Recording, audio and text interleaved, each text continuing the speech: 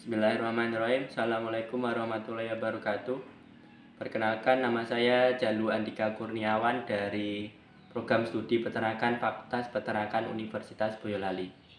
Di sini saya akan mencoba menjelaskan tentang agroekosistem guna memenuhi tugas mata kuliah biologi semester 1. Apa itu agroekosistem? Agroekosistem adalah suatu sistem pertanian yang dibuat dan dimodifikasi oleh manusia guna memenuhi kebutuhan pangan dan atau sandang manusia.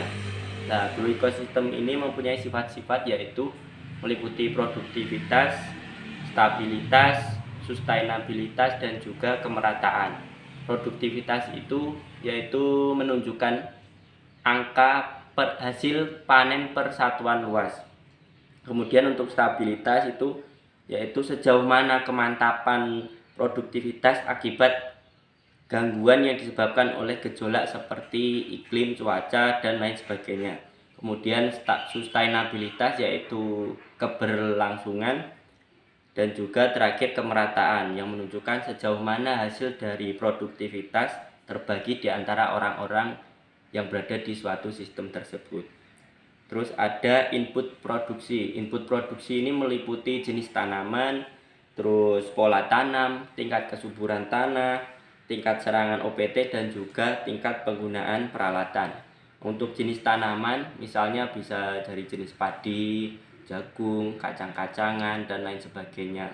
Kemudian untuk pola tanam ini terbagi menjadi dua, yaitu monokultur atau sistem tanam tunggal dan juga tumpang sari. Nah, kalau tumpang sari ini dalam satu petak lahan diberi beberapa jenis tanaman, misalnya jagung, kacang, sama kedelai, atau jagung, kacang, tomat.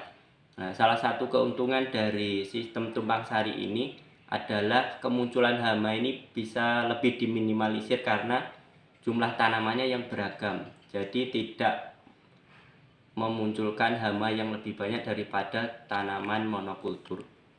Terus untuk tingkat kesuburan tanah ini sudah jelas sekali bahwa semakin subur tanah otomatis semakin bagus juga nanti produktivitas dari hasil tanamannya itu.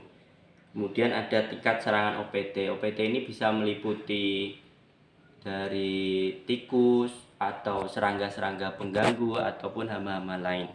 Dan juga tingkat penggunaan peralatan, bisa seperti konvensional yang pakai cangkul atau dibajak pakai sapi. Kemudian bisa juga secara mekanisasi atau modern menggunakan traktor, mesin kombi, ataupun yang lainnya.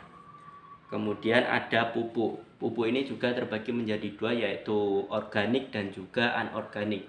Pupuk organik bisa terbuat dari kotoran hewan ataupun pupuk kompos. Kemudian anorganik itu biasanya buatan pabrik dari bahan-bahan kimia. Nah, salah satu contoh pupuk anorganik adalah pupuk NPK. NPK itu nitrogen, fosfor, dan juga kalium. Perbandingannya 15-15-15. Dari masing-masing unsur itu berfungsi sebagai untuk N, pembantu pembentukan daun, proses vegetatif. Kemudian P untuk tumbuhnya bunga, buah, dan juga rimpang. Yang terakhir adalah K atau kalium sebagai perantara lancarnya proses metabolisme tanaman. Kemudian untuk teknik pemupukan itu harus memenuhi 3 syarat, yaitu tepat dosis, dosisnya harus tepat waktu, kapan sebaiknya dipupuk, misal 7 hari setelah tanam atau 12 hari setelah tanam, dan juga tepat cara, ditabur, ditanam di bawah atau di samping tanaman, atau yang lain sebagainya. Kemudian pengendalian organisme pengganggu tanaman. Organisme pengganggu tanaman ini bisa berupa hama. Hama itu bisa berasal dari serangga atau hewan-hewan yang mengganggu tanaman. Bisa juga dari penyakit. Penyakit itu bisa dari bakteri, bisa dari virus, bisa juga dari jamur. Yang terakhir adalah dari gulma. Gulma ini adalah tanaman yang tidak diharapkan tumbuh di area lahan tersebut. Jadi keberadaannya mengganggu. Terus untuk obat-obatan ini ada insektisida, yaitu obat untuk membunuh serangga, ada fungisida untuk membunuh jamur, ada rodentisida untuk membunuh tikus, ada bakterisida untuk mengendalikan bakteri, dan terakhir ada herbisida untuk mengendalikan gulma itu tadi.